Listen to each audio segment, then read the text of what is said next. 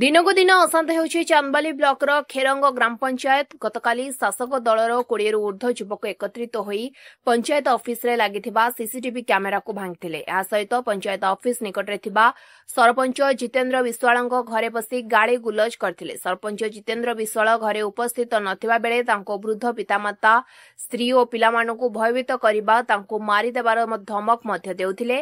सेपरि खेरंग grammar बसंत नायकଙ୍କ घरर gate और electric meter भांगिबा सह घर आगरे मद बोतल भांगी विभिन्न असभ्य भाषा रे गाड़ी गुलज करथिले। सेहीपरि बुद्धि विश्वालଙ୍କ घरर कबाट भांगिबा सह गाड़ी गुलज मध्य करथिले। ए समस्त घटना मते पुलिस उपस्थित रे घटुथबा बेले शासक दल चापरे पुलिस चुप बसिछि। ए विषय सरपंच जितेंद्र विश्वाल, बसंत नायक और बुद्धि विश्वाल पृथक पृथक भावे चांदबाली थाना रे 3टी अभियोग करछन्ति। शासक दलर 20 रु ऊर्ध्व युवक ठेंगा बाड़ी धरी एपरिकी कांड भियाइथिबार सीसीटीवी रेकर्ड मध्य रहिछि। देखिबाकू बाकी रहला पुलिस शासक दलर गुंडाराज विरोध रे कोन पदक्षेप नेउछि।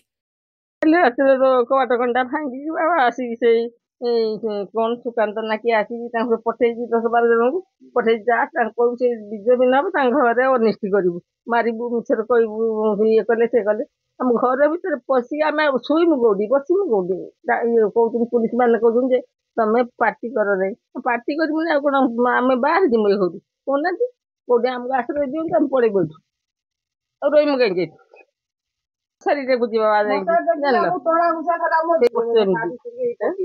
आगतर करथले धूळ बडू एई जो एबे धूळ गला करथले हम एफा देथली चांदोली थाना ए साइकेल गळे जल्दी कबाड़ भांगी दती आ करतो बापी आ जो जगन्नाथ नायक।